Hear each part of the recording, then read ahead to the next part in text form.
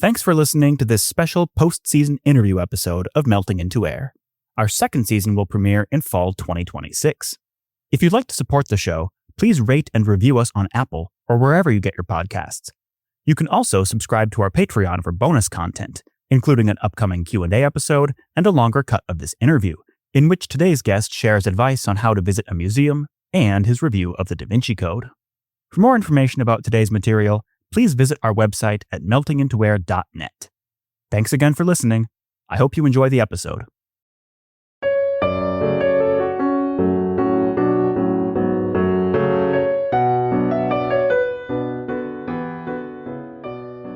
Across Western Europe, the early 19th century witnessed a renaissance in art appreciation. Wealthy tourists flocked to Italy to admire gorgeous paintings and indulge in sultry love affairs. Meanwhile, new public museums like the Louvre and the National Gallery inspired ordinary citizens at home in France and Britain. Unfortunately, this period's romantic promise of high culture had a dark side. The sight of Rome's crumbling ruins prompted uneasy dreams about decline and fall, and violence haunted new museums whose collections were the products of imperial looting. So what's the history behind museums? Why do visitors find ruins and broken objects so appealing? And is it truly possible for institutions of high culture to atone for past misdeeds? With me to discuss these things today is Jonah Siegel, Distinguished Professor of English at Rutgers University. He is the author of numerous books on art and its institutions and on literature, including Desire and Excess, Haunted Museum, The Emergence of the Modern Museum, Material Inspirations, and Overlooking Damage. His recent articles have appeared in Public Books, Los Angeles Review of Books, and Raritan. Jonah is currently working on a new book about how the destruction of art objects in popular culture relates to contemporary concepts of progress. He is also publishing Season of Beauty, a Substack about slowly walking through the painting galleries in New York City's Metropolitan Museum of Art. Thanks for coming on the show, Jonah. I'm glad to be here. So before we dive into museums and empire, can you just talk a bit about what first drew you to these topics? How did they become your area of expertise? I started out life as a scholar or a student of literature of the late 19th, early 20th century. And originally I planned on writing a dissertation about how modernist ideas of the artist emerged out of the 19th century. So how do we get someone like James Joyce or Virginia Woolf? In the process of preparing the dissertation, I started doing a lot of background reading on art, about art. I kept being driven further back into the past. I kept trying to find a source, and I kept going further and further back. So I ended up much further into the 18th century, in the later 18th century, rather than in the 19th century where I expected to be. The other thing that happened is I became very interested in the writing I was reading that was notionally background reading, both about beauty and about all kinds of interesting topics, like, well, what is a collection? What's it mean to look at things? These were very rich texts, and they came to fascinate me in their own right. So the project, the background reading, sort of took over the original project. I ended up writing a dissertation on the concept of the artist much earlier than I expected, and in relation much more to art writing than to, say, novels and poems, as we typically think of literature. And one thing I notice about your bibliography and that I think is really impressive and unique is the way you're able to connect the 18th and 19th century stuff with material that's really very contemporary. Maybe we'll have the chance to talk about some of that today. But for now, let's start right at the beginning. Just to give our listeners some context, how and why did public art museums first emerge in 18th and 19th century Europe? Right. So, I mean, it's a really interesting question, and it becomes more interesting when you think not only how and why did public art museums arise in these periods, but what do we mean by a public, right? Because in a lot of ways, what's really, urgently important about this period is the rise of the public. So in the sort of intellectual ferment and the political ferment of the later 18th century, we see an emergent idea of a public sphere that really had not existed in the way that it came to in the eras that we're talking about. The great English essayist William Hazlitt has an essay, I think it's called "What is the People?" And it's a really good question, right? So in earlier periods, you might have divided up the world into various categories that we might call classes these days, but the clergy, the religious figures versus the non-clergy, or the nobles versus the peasants, or various estates, as they called them in France. But the idea that there's something called the public is really a modern idea, right? And you can see it violently emerging in some ways in the French Revolution, most famously. And once you have a people, you have to figure out who that people are and how you understand them and how you educate them, right? So how did public art museums emerge? I see them at this point as really being born at the same time, connate, as we say, with the idea of the public. The art museum is a place in which the public could recognize something about itself as it was emerging. The Louvre Museum in Paris is typically understood to be the first art museum. And it was an incredibly early decision of the National Assembly. I mean, we usually date the revolution to 1789. And by, I think, 1791, they had already declared that the collection of the king at the Louvre was going to be a public collection for the people. So that's the French story. The British Museum was founded earlier, but it was essentially a fairly closed club. I mean, you had to apply for permission to enter it. You were escorted around it. So it wasn't like a public museum in the way we would understand it today. It becomes more and more public as the 19th century progresses. But one of the things that became quite interesting to me is to think about the National Gallery. The National Gallery is only founded in the 1820s. And it's really just founded because it's an individual person's collection that he left basically to the state. And for years, it was in his house. And they finally opened a purpose-built building for it in the 1830s. So it was built in Trafalgar Square, where it still is. And the idea, when it was being discussed about where to locate it, is it was considered this was a location in which all the classes of England could meet. And the 1830s was also the period when we're seeing the first reform bill being proposed, debated, argued about fervently. So, and this the first reform bill is when you're expanding the franchise in England for the first time. It was not an incredibly radical change by our terms, but it was a really astonishing change in its own day, and people were very alarmed about it.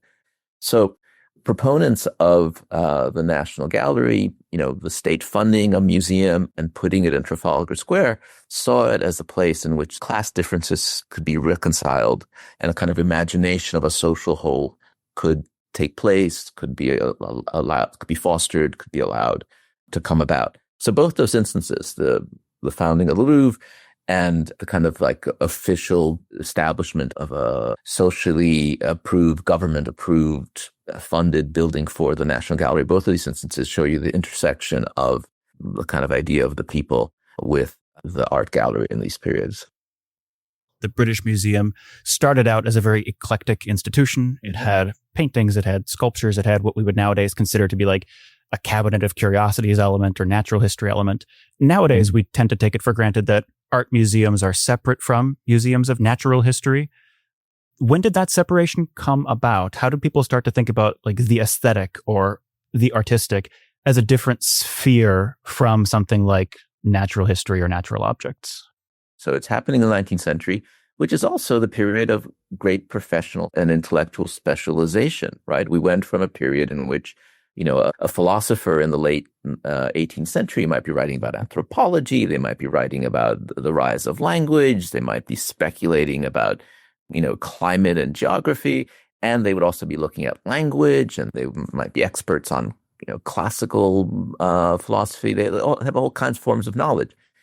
The professionalization of the field of philosophy happens in the 19th century. But the same thing can be said about anthropology, art history, archaeology, and definitely the natural sciences. It was still possible in the 19th century for a scientist to know almost everything that was knowable about, chemistry, physics, biology, and so forth.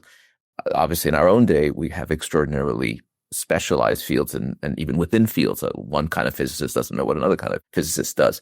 So it's just to say the 19th century is really the rise of both a professionalization and also of kind of intellectual specialization. So in this period is when you first, for example, see the first professors of art history, period, right? And you see anthropology emerging as a professional discipline and so forth. So you're seeing these fields specialize, And so evidently the idea that one museum would encompass all of these fields starts to seem more and more silly.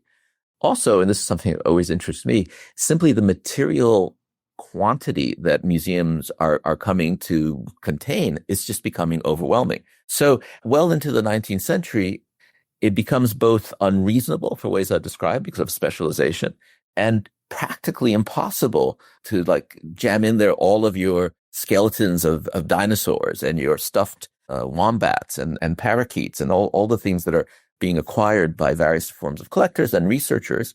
So the museum is just too full of stuff. So it has to divide up, and it makes more sense to divide it up along its specialties. Having said that, I believe that all museums still have a little quality of the cabinet of curiosity. People go to museums to marvel and to see extraordinary things. They also go to museums to learn. And this is a complicated balancing act that curators and museum directors always have to keep in mind. Some will move more in one direction than the other. So the feeling of the cabinet of curiosity, which can be a wonderful feeling, a feeling of wonder and awe of just how extraordinary life is or how remarkable people are. So there's a way in which wonder is not ever fully lost in a museum, and that's fine. It's not a bug. It's a feature of a museum that matters to people.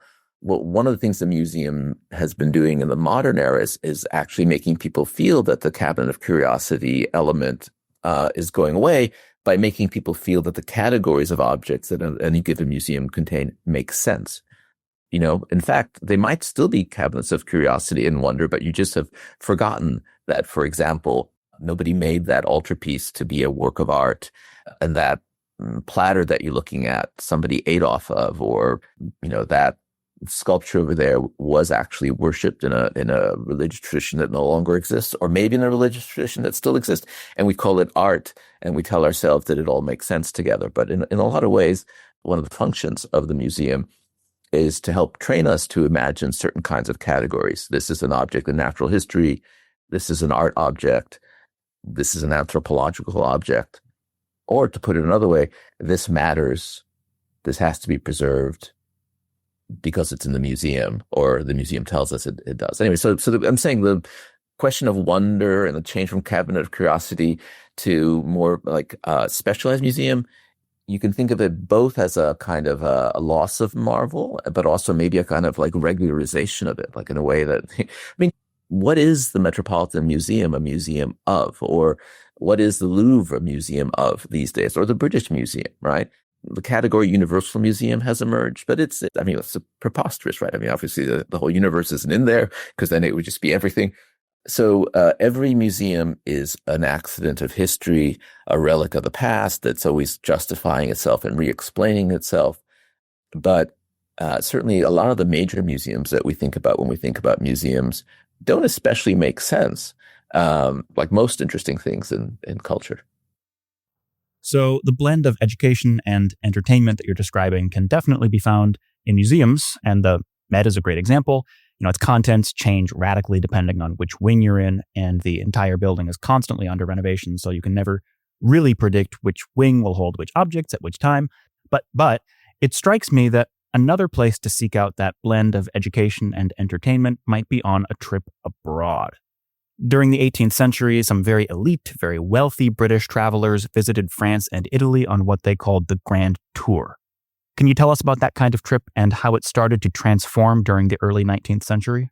So the Grand Tour is the name we give to a process that's typically associated with the 18th century, interestingly enough, and where wealthy young men, usually accompanied by a tutor, would finish their education by traveling. And this is, one of the exciting things about studying the 19th century is that it's a period of transition, right? It's not just that like everything solid melts into air, but everything is really in process. So what we're seeing when we're talking about travel is a shift in the 19th century from a kind of elite, an incredibly difficult process, very expensive, very difficult because, you're doing it on bad roads with horses or on foot, to by the middle of the century, a very developed and incredibly expanding train system, right? So you really go in the period that I'm talking about from it's very difficult to travel and challenging and only a few people are doing it, to the idea that you might go for your honeymoon and and you could book a tour with cooks or something like that. So that's happening in this very period that I'm talking about. So the earlier part of this period, you still have the kind of the hangover of the situation of the Grand Tour, which is you're raised in England, a wealthy young man, and you finish your education by traveling through Europe and getting to know the different European capitals. So that's what we call the Grand Tour. The Grand Tour was partly a compilation of art history's greatest hits, partly an opportunity to indulge in the sensuous luxury of sunny Southern Europe. During the early 19th century, those two impulses combined and gave rise to a new genre of literature that you've named the art romance. What is that genre all about? My work is really interested in thinking hard about the encounter with art objects. And the encounter with art objects, we often try to naturalize it in various ways. Say like, well, that's a cultural object from art that belongs to our people, and therefore we admire it, or everyone should admire it. But I'm interested in kind of the more challenging way of thinking about the encounter with the art object, which is that it's not natural in the first instance. You have to learn to be interested in an art object. So, and this is clearly true, right? In the sense that a statue that, 200 years of culture tells us is incredibly important and beautiful and meaningful. One just like it was burned in a kiln in order to make lime by somebody 1,000 years ago, right? So it's not self-evident that even the most beautiful or extraordinary thing by our lights is to be admired the way we understand it to be. So I think the encounter with the art object is always an encounter of a post-educated being. I mean, I don't mean educated in a fancy way necessarily, but someone has to have learned that this is worth seeing, that worth seeking out. I'm interested in a kind of complex relationship. But this is where I'm a scholar of literature, not an art historian. I'm interested in what people read in order to think something was significant, how that reading shaped their fantasies about what they would see, and then how the encounter with the art object can be a shock of a certain sort. Maybe the object disappoints expectation, or it gives you more or different than you expected, right? And those moments then also get written down. And this is a topic that I discuss in my first book, Desire in Excess. So what I was interested in Desire in Excess was the 18th century saw great interest in art in England, but they didn't have that much art, and certainly not much what we call original art.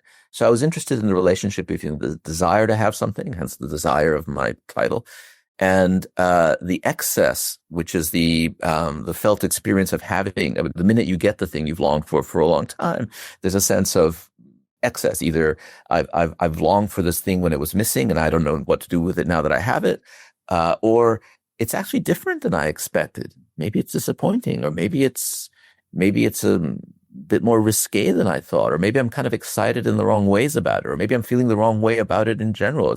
The way I'm feeling about it doesn't seem quite related to what I learned to feel about it. So I was interested in these disjunctions and how they were manifested in the imagination of writers from the late 18th century through the 19th century in Desire in Excess. So that's thinking about England in particular. So the case of England is notable not just because the tradition of the visual arts in England is not the same as it is in some of the southern climates where your Michelangelos and Leonardos and Raphaels come from, but also because they have a long history of iconoclasm in the first instance. So England had a great royal collection, one of the great royal collections, the collection of Charles I.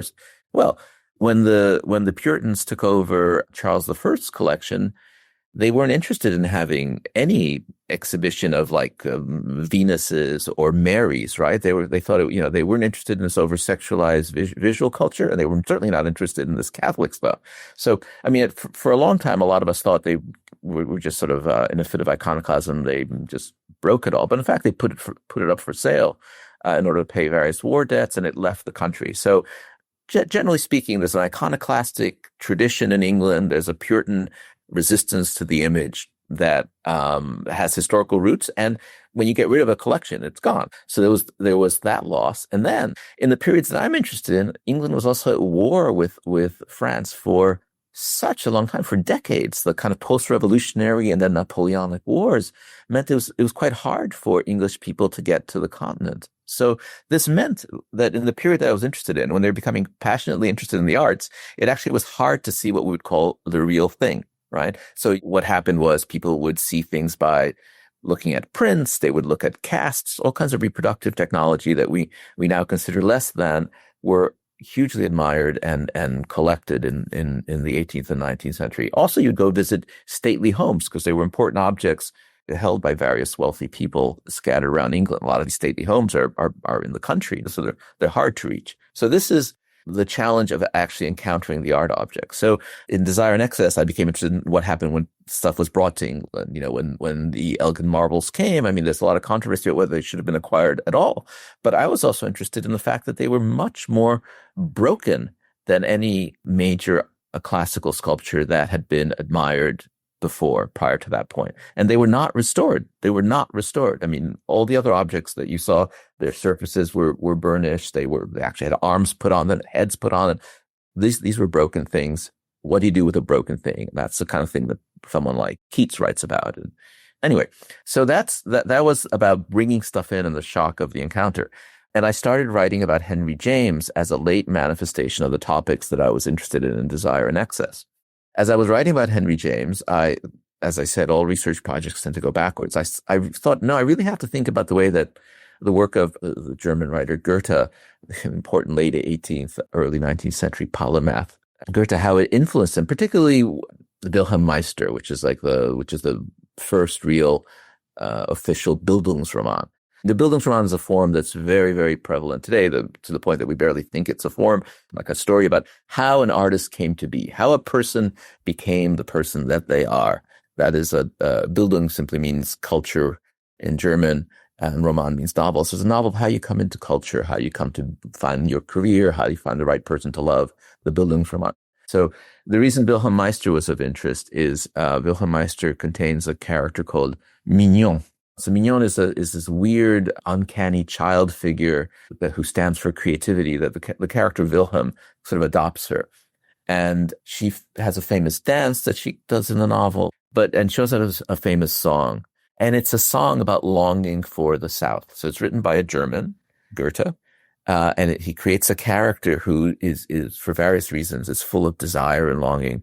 And she sings the song about going from the north to the south. So I became very interested in this desire to encounter the South that is, on the one hand, a desire to encounter the art object, and on the other hand, a desire to encounter a kind of a central relationship to real life that is closed off in the north.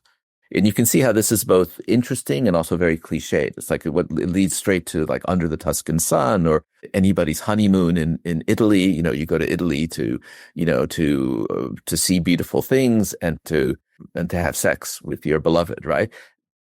These are the locations where this is supposed to happen. The longing for the South is both very natural, like, you know, I guess people like to go to Florida, people like to go to warm places and have a good time in various ways, but it's also incredibly cultural, by which I mean to say the Germans kind of invented it. And so someone like, I mean, Goethe is fantastic for this. He's got these beautiful, very sexy poems that he writes when he's in Rome for the first time. He's like tapping out the hexameter on the back of his beloveds. And I mean, so the combining of the erotic and the cultural is just a constant in a kind of tradition. And that's what I thought this tradition hasn't really been identified fully.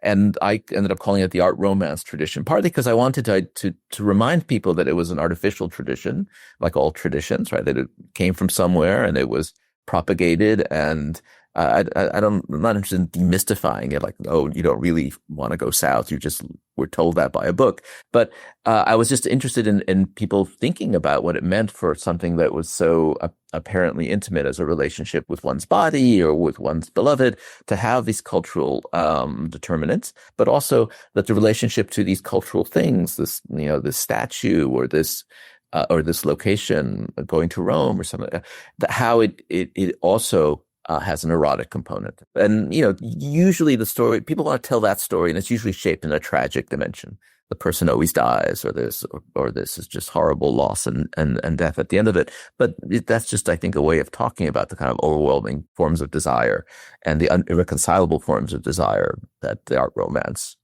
encapsulates. One thing I hear you say in relation to both the Grand Tour and the art romance is all of these people from predominantly Protestant, predominantly cold and rainy countries going south to indulge in sort of the luxury and the romance of that region. But it strikes me that there are many different souths. Venice is quite different from Florence. If you vacation in Florence, that's quite different from vacationing in Rome. So let's zoom in on maybe Rome in particular, because it seems to me that although it can be a great site of romance, it can also potentially be a site of sort of religious repression or encounter with Christian repression. So can you talk a bit about how writers from Victorian Britain or elsewhere engaged with Rome and particularly with Catholic Rome? What was that experience like for them? Right. Well, I mean, it's a terrific question, and to do it justice would be to give a very textured kind of answer. So among the elements you have to reflect on is we tend to think of Christianity these days as one thing. And what your question reminds us of is how much, antagonism there has been historically among Christians, right? And certainly in 19th century England, you're starting to see some more toleration of Catholicism officially. But it really was almost unimaginably objected as a religion. I mean, it was only in the early 19th century that Catholics could, stand for office and hold certain kinds of property. You certainly couldn't go to Oxford or Cambridge. So Catholicism was not just the most important other for Anglicanism. It was one that 19th century England mistrusted for a number of reasons. So you really have a double story happening in the 19th century. You're seeing more acceptance of others, the possibility of other groups participating in the community. So that's happening. At the same time, a lot of significant 19th century writers are deeply anti-Catholic, and probably most notoriously, I suppose, Charlotte Bronte. So you're seeing a kind of, by the middle of the century, the acceptance of Catholicism has led to the reintroduction of the Catholic hierarchy that had been thrown out by Henry VIII. That did not mean that there wasn't a lot of antipathy and suspicion. And the suspicion was not without a certain kind of quality of titillation in itself. There was something creepy and sexual about Catholicism in the Puritan and Anglican imagination. But by that, I simply mean that confession was seen as kind of creepy. There were these dark spaces that you went into and you told your secrets to this guy, right? So you can see that, the sacramental act in Catholicism can be seen as kind of creepy and suspicious in non-Catholic circles. And then this kind of quality gets associated also, frankly, with a kind of literary development of the Gothic, right? So the Gothic, which is a kind of fascination with, ghosts and haunted houses and crypts and so on, has a quality of the leftover fragments of Catholicism coming back and seeming sexy to England. So that's one thing I want to say, that there's a dynamic situation going on with Catholicism. It's objected politically, but coming back. In some circles, it's still despised. In elite circles, it's kind of being even more admired. So it's a very dynamic situation when you talk about the situation of English culture vis-a-vis Catholicism. The other thing to think about, it was extraordinarily poor. I mean, obviously there was incredible poverty in England, but as a nation it was much richer. So if you were a middle-class person traveling to Italy, you can't imagine that trip is like the trip we would take today, right? It's much more like going to someplace in the global south that has beautiful antiquities, but you exist in a relationship to the population that's not about an encounter of equals, except, in specific class categories. So, Byron, having an affair with a countess or something like that. Sure. But in any case, the third element I should mention is that for most of the 19th century, going to Rome is going to the Papal States, which is a huge hunk of Italy still controlled by the Pope. I mean, Italy doesn't unify until the 1860s. So you're going to this place that's run by the Pope, a Pope who you kind of think runs this creepy organization full of sneaky priests who doing God knows what in the dark, in the confessional and so on. But it's not clear that you feel this experience as an encounter with equals, right? And in the early 20th century, some of the kind of transition you're making into a kind of more modern idea of Italy as not just a place of sexy peasants and creepy priests, and there is a sense that Rome is the center of creativity and beauty and art, right? So you have to go look at all these beautiful things and experience them, in spite of the fact that the people keeping them might not fully understand them. And, frankly, this kind of disjunction makes perfect sense when you think about the classical tradition that we're talking about. So a lot of the visitors to Rome going to look at art are going to look at Apollos and Dianas and sculptures of famous emperors, and then or at Michelangelo's genius and that sort of stuff. So they don't see themselves as going to look at the kind of religious art, if you will.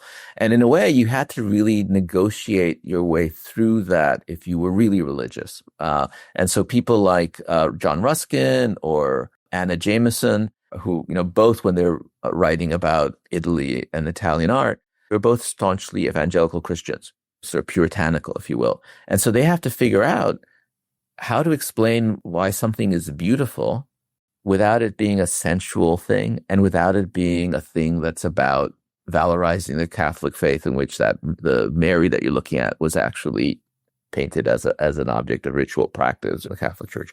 So the encounter of a British traveler with Rome, if you were an evangelical Christian, it was often kind of troubled, but it was also full of a sense that you could see through what was there to something more. So you're asking me a question about how did people going from the North feel about going to the South? How do they feel about it in relation to Catholicism? Complex, baffled, fascinated, attracted, repelled. And you see all of these things in the literature. Alongside the fact that Rome is Catholic, there's the obvious fact that Rome is extraordinarily old. So how did visitors to Rome engage with the antiquity of the objects that they saw, and in particular with the damaged condition of the objects that they saw? Crumbling ruins, palaces that are falling in, whatever it might be. An extraordinary ruin is fascinating. A ruin is fascinating. Frankly, even like a ruined modern building is fascinating. Broken things provoke the imagination. You imagine what things were like when they were whole, but you also, more often than not, you imagine what broke this thing, what hurt it, what stopped supporting this thing so that it's now collapsing into the ground the way it has. So ruins are in themselves fascinating and upsetting in many ways, because they remind us of the passage of time, that we ourselves are not going to last as long as even this broken thing in front of us. The sublimity of ruins is a topic throughout the later part of the 18th century and into the 19th century. So a broken thing is in itself fascinating, and we often sort of domesticate that fascination by saying, I'm interested in classical antiquity, or I'm interested in like where the Christian martyrs were killed or something like that. So these were all reasons why people gave for going to Rome. It's the center of Christendom. And before that, it was the center of the most influential empire that probably has ever been, right? The Roman Empire. So going to Rome in a way is an overdetermined action by anybody in Western culture.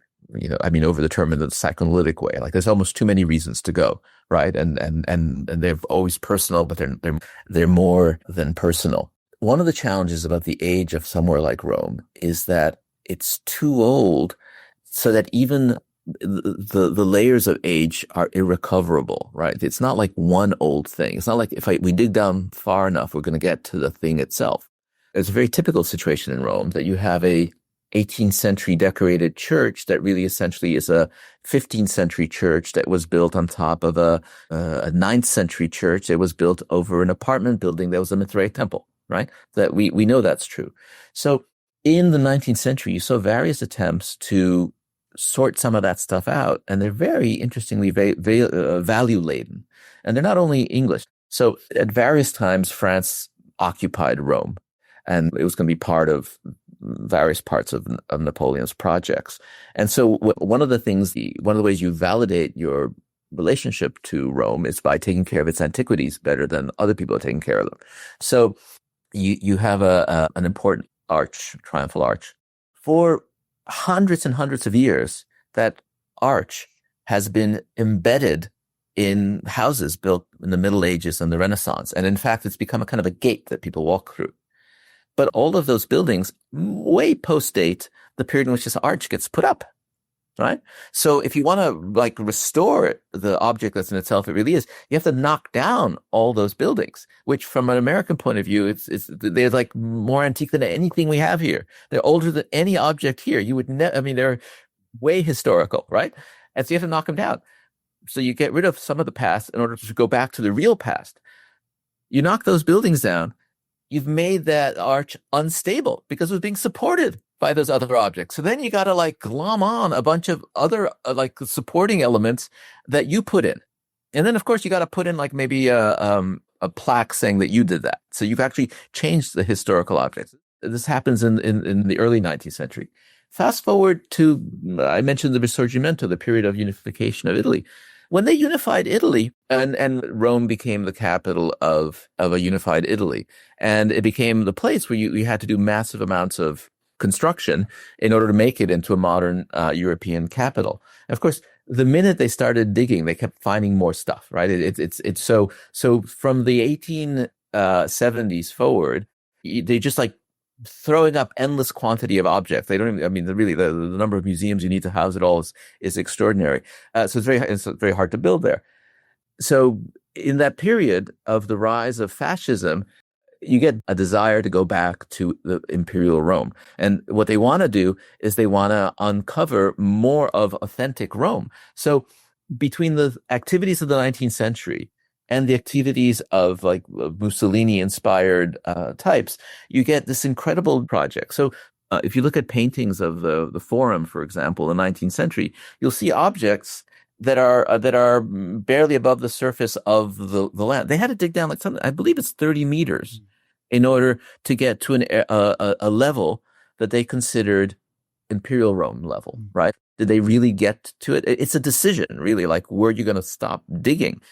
So one of the interesting things we asked you, like, so what's the relationship to the antiquity of Rome? In a way, the antiquity keeps coming at you, right? You keep trying to modernize Rome. You keep trying to make it modern, but you can't actually ever get there, and you just end up with more rubble, more confusing rubble. So really, from the 19th century forward, you see this kind of negotiation and renegotiation of a kind of relationship to the past that's never really fully stable. And, you know, the irony of this whole process that I'm talking about is by the time you get to the end of the 19th century, a lot of the art objects that had notionally motivated or had actually motivated with a deep passion people like the great art historian Winkelmann, nobody admired them as much as they used to.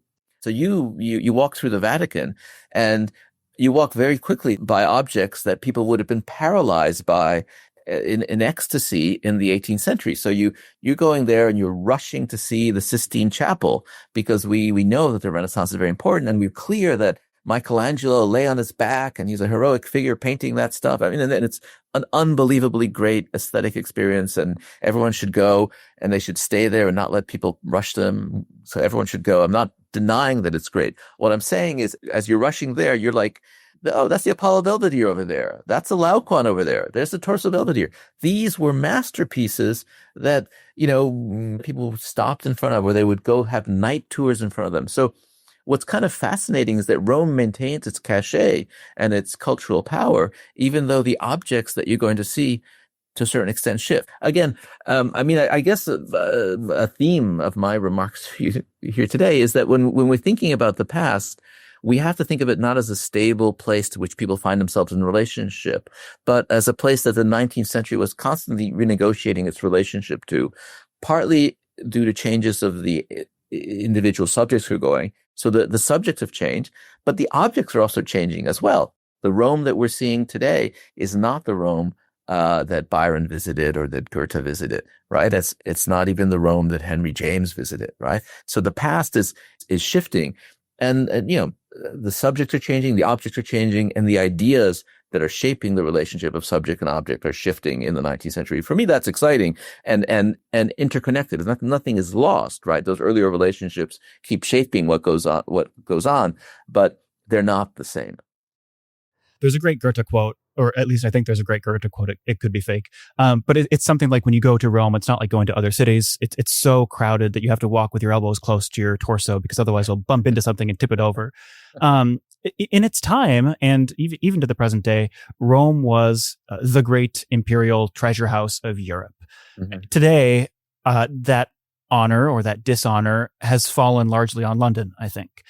So you have written recently quite a lot about repatriation and the debate as to whether or not museums should return items that were stolen or otherwise illicitly acquired. We talked a bit about the Parthenon marbles in episode 4 of this podcast, but can you walk us through another pertinent example of the debates that museums are having about repatriation today? Oh my God! Well, there's so many. I want to say 2 words about this Goethe quote. The idea that there's almost too much in Italy to see. We associate with what's sometimes called the Stendhal syndrome, right? The Stendhal syndrome, named after the great French novelist Stendhal, is the idea that it's meant to be a kind of phenomenon that happens to tourists, especially in Florence. They're so overwhelmed by the excess of objects to see that their mind reels and they become overwhelmed, and so on. Henry James testifies to this when he first goes to Rome. He's just stunned by the quantity of stuff. And it's worth reflecting on that when you think about the question of restitution, right? I mean, I spend a lot of time in museums. I was in the Villa Giulia, which is the great Etruscan art museum in Rome. It's less visited by tourists because there's so much to see in Rome. And they've got a couple of objects that have been restituted. They've been restored, and they're as ignored as everything else. And they look kind of like a lot of other stuff they have there, right? So, I think one of the things that people have to realize is that discussions about restitution are never really practical discussions, right? People pretend they are, but they're discussions about principles and values, really. And to my mind, I wish people would speak more about them that way, because they would actually be speaking more honestly. So there's a question of why we want to restore things. What does it mean to restore things, and can we restore things? I'm of the somewhat crabby camp, but it's a camp that barely exists, frankly. It's a camp of one. I don't think you can restore anything, really. Things that are broken can't be fixed. And I'd rather have a kind of acknowledgement of what's broken and a kind of attempt to move forward. And some of the more interesting writings about restitution, I think, are related to that. Macron declared that France was going to send back stuff to Africa. They were going to carry out restitutions. Serious restitutions, like any serious act of repair to real damage, is extremely complicated, right? Especially when you're dealing with objects that are fragile, that are, the provenance of which is complicated, and when you're talking about restitutions to places that are no longer what they once were for various reasons. So Macron commissioned this report by these very thoughtful individuals, and I recommend everyone read it, because it's very thoughtful at explaining why you might want to have museums of art in Africa, like what the value of it is. And they were interested, for example, in the fact that sub-Saharan Africa has a huge percentage of children, right? So to educate children in the various cultures that are important to African nations and so on. There's ideas of like a forward-looking idea. But also the idea in this report is that it's hard to undo damage that has taken place before, right? So that's all kind of a prelude to asking me about how I deal with restitution. But you asked me about other interesting cases. The first one is the case of the Benin bronzes, so-called. And that's a really excellent example of the challenge of the kind of materials that you might want to restore. Partly because the case of the Benin bronzes is really like an open and shut case of imperial looting. It's not complicated in any way. There was a major city in Africa that, in an exchange of hostilities in an imperial context, was basically sacked by largely English troops, and they took a whole bunch of stuff out. That's the stuff that they took was extraordinarily beautiful. We call it bronzes, but there's all kinds of objects, ivory and metal and so on. And they were not scattered to the winds, but they went to various places in Europe, to private collections and ultimately to a lot of public collections. So it seems this is like an obvious one. It's not confusing in any way. It's not like this like third party imperial forest gave permission to that other one. This is very clear. One problem is that the kingdom of Benin as it was doesn't exist. So you could say, all right, just give them back to the people they belong to. So they belong to the Oba of Benin, to the royal family of Benin. I myself am a Republican. I don't really believe in kings. I mean, a Republican in the old-fashioned way. I don't believe in kings. So I'm not sure why I would want to give anything to a king. So I think we have to understand why it's a progressive idea to return property to anybody, right? In the old days, progressives thought that, property was theft, right? So it becomes complicated once you depersonalize it. So where should these objects go? There's a perfectly ethical argument that they should just go to the people, the families that used to own them. So you just give them back to them and you can feel happy. But I don't believe that's a really strong progressive argument. And if you give it back to them, does that mean you think they could buy and sell them? Do you mean that you don't believe in cultural property, that these things just belong to these kings? Or do you think they should go back to the African people or the people of this one area of Africa whose ancestors made them? More poignantly, I was working on these complex questions, and there's an African American group that don't think that should be any restitution because the material these objects are made from is actually metal that the Obas traded for slaves to get. All right, so these are remains of slave trading. So there's a group in the States that thinks that if there's any money to be had or any objects to be had, they should be in form of restitution to the enslaved people, right? So the question becomes interestingly complex once you start to think about it. I don't think it's irresolvable, or any of these questions are irresolvable. I just think it's very important for people to figure out what the values they're trying to sustain are. As I say, I'm not interested in private property that much, and I'm not interested in national borders that much. I'm kind of an old-fashioned lefty in that sense. One of the ways that museums have been dealing with the issue is addressing the controversy and the violence. So you would still display the object, but you would talk about how it was acquired. The party, what I call the party of absolute restitution, thinks that's not good enough, and that's just kind of like liberal boilerplate, and you should just give the stuff back, whatever they mean by giving back. When you're talking about real things, you have to decide where do they go and how much you care about their actual fate. If I stole your wallet, I should give it back to you, and that's your wallet and your money. People like to use that analogy for these objects, but it's different because the person who was stolen from is no longer there. It's not as fungible as money is. So that's a kind of an interestingly vexed issue that bears reflecting on. Unfortunately, most of the people who talk about complexity are just saying, let's keep everything, and those people can't take care of the stuff, and we should not give anything back. That's not my argument. My argument is, let's figure out what problem we're trying to fix and try to figure out if the fix that we're proposing fixes it. Here's an interesting model of that. The Pitt Rivers Museum is a fantastically interesting museum at Oxford, and it's completely appalling by modern museological standards. It was created by Pitt Rivers. He was a soldier and an explorer and all kinds of imperial sorts of things. And then he became very wealthy through inheritance. And he developed this museum, which is what we would call today an anthropological museum. And it has what you might call a morphological hang or display. It doesn't divide up stuff by the cultures that they come from, but by the kind of thing they are. So here are weapons. Here are musical instruments. Here are musical instruments made from the bodies of birds. Or there's all kinds of fascinating categories. It's almost like a dreamscape. And like the design of the place is very 19th century. It's like shaped around a kind of anthropological humanism that has been critiqued over and over and over again in various ways. And it's totally a relic of empire. But there's a couple of things to say about it. It fascinates viewers. It makes the mind reel with wonder about the human activities, and they put away the shrunken heads because it's immoral to look at shrunken heads. They don't display them anymore. So I was talking to the director of the museum, and they're very interested in restitution. They're fully committed to these processes. But the director, who's an anthropologist, is really interested in a kind of sophisticated and thoughtful relationship to reparation. They have a lot of holdings from the Maasai people in Africa. And they invited a set of Maasai to look over their collection and figure out what needed to be restored, which is already an interesting premise. Don't say, I think this is valuable. You must think it's valuable. Where do I put it when I give it back to you? This is like, what do you want from us? Is really a much sounder question. Or what have we done to you? And what do you want from us? Would be questions rather than declarations from a kind of imperializing anti-imperialism. So they didn't care about a lot of the objects the museum held because the relationship to property of this culture meant that the kind of objects they had did not matter to them that much. So things that were really cool and that you think that they would want, they weren't interested in. There were 4 bracelets. And when I say bracelets, they were like very insignificant looking beaded objects that the museum itself wasn't quite sure what they were. They had acquired them, most of them, I think, by donations from this is from Mrs. So-and-so in 1915.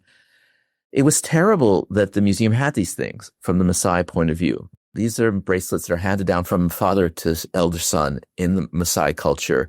And to lose one of these is like a death. So these objects that are not admirable or interesting in any kind of museological context really were incredibly disturbing to the people who were asked about it. So this led to a multi-year process where the museum tried to figure out what families these things came from and how to make restitution. And the restitution turned out to be about heads of cattle. When you kill somebody in this culture, you atone by paying the family back in some way, right? So it's not about like a one-to-one, like I value this object in the museum and you should value it in your museum and we're going to transfer it. So instead, it became a kind of opportunity for the museum to learn about the kind of values that Maasai culture had. So that's one thing. The other thing that the request came from Maasai elders that they invited in is they wanted to talk to the museum about how Maasai culture is taught at the museum and to have some say in like the pedagogic material that the museum uses. So from my point of view, that's a fantastic story about, I guess we would call it reparation more than restitution, and the way that a museum can actually, acknowledge, not just simply as a kind of form of apology, an earlier form of harm, but can actually have a forward-looking relationship to the communities that the museum has put them in relationship with. The museum has put this community in Africa in relationship to this town in England, right? This is a museum at Oxford that's displaying these objects from this other culture. So you can say everything should go back, which of course would be a recipe for, first of all, it's impossible. And secondly, it's a recipe for ignorance, right? I mean, you want to know about other cultures and the objects of other cultures are ways of learning about and so on. But this is an opportunity, the way the model that's being followed at Pitt Rivers, it's onerous, it's awkward, it takes a long time, but it does, I think, some of the things that people claim to want from restitution, right? So that's, I think, an interesting model there. So I think you've gone a long way toward answering this question already, but lastly today, why do you feel that museums are still worth studying? Why should we care about them so much? Right. There's a couple of reasons why. I mean, from my point of view, the museum is a fascinating cultural construct anyway, like a genre in literature or a kind of painting or sculpture. It is a thing that our cultures have created and that, varies over time. And that it's worth studying as a historical object. It's also, you have to ask yourself what a museum does, right? What a museum does is it tries to give object lessons, right? I mean, obviously, especially these days, we could learn everything virtually. In lots of ways, the computer that's helping us communicate could do a better job of explaining various things or showing you various things. The difference in the museum is the relationship to the real.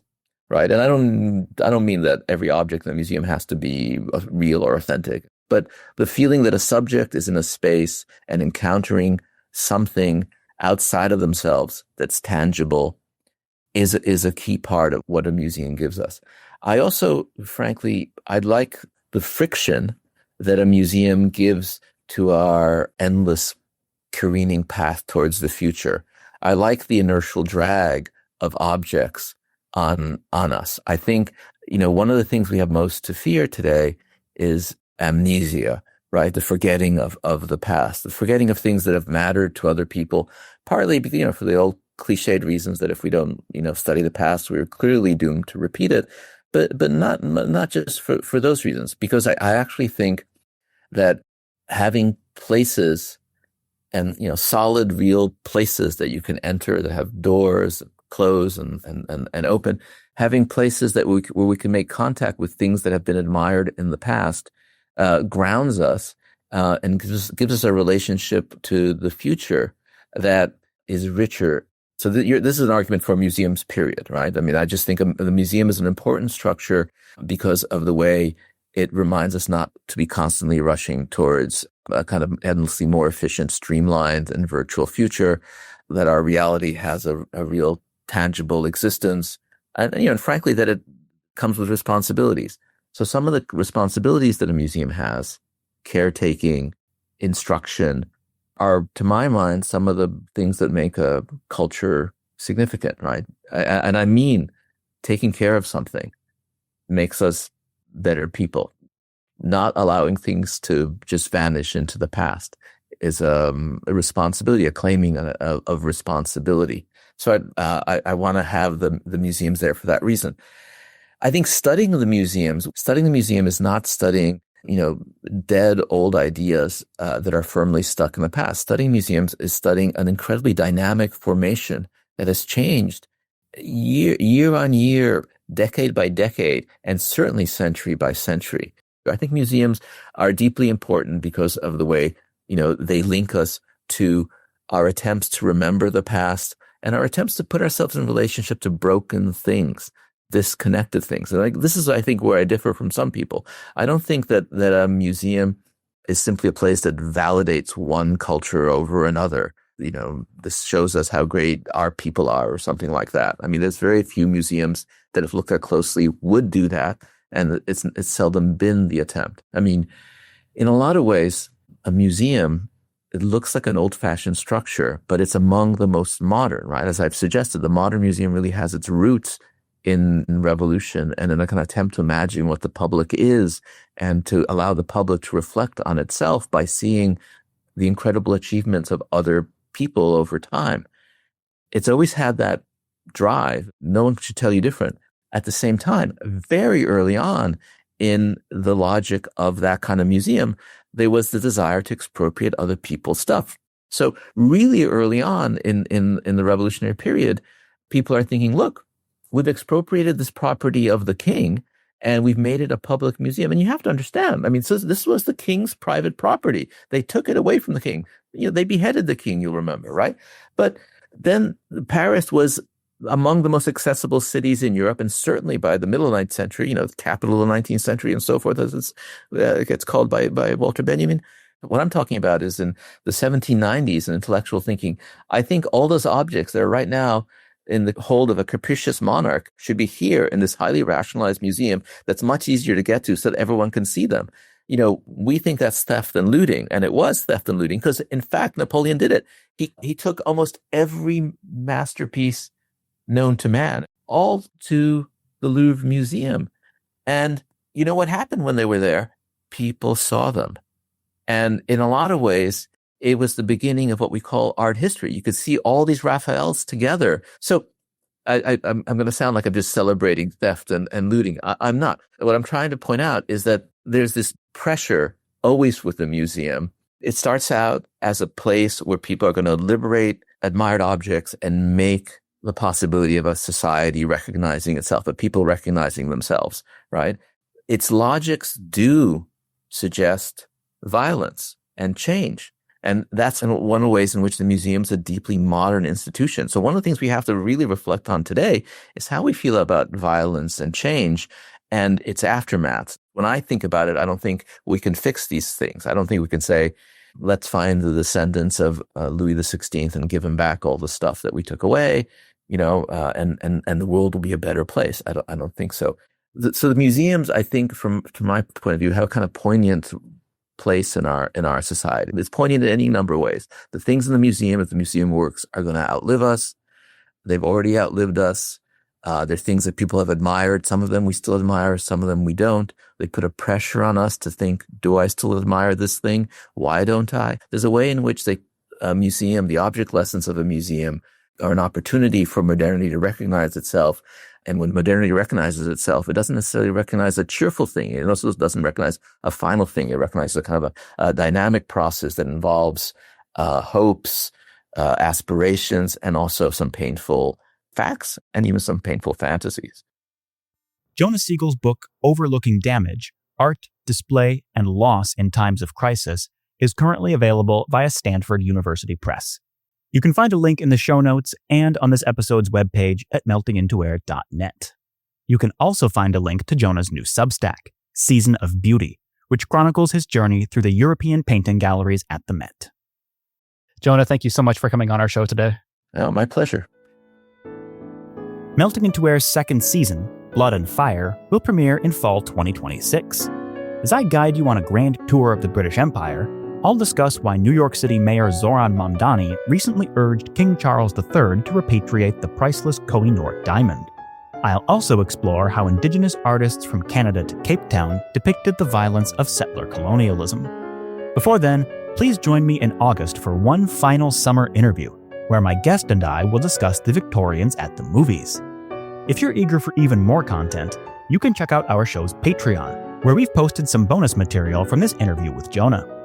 We'll also be posting a special Q&A episode featuring your questions. To submit a question, just leave us a comment or send us a message at info@meltingintoair.net. I'm Brian Rankin. I hope you'll join me next time. Thanks for listening to Melting Into Air.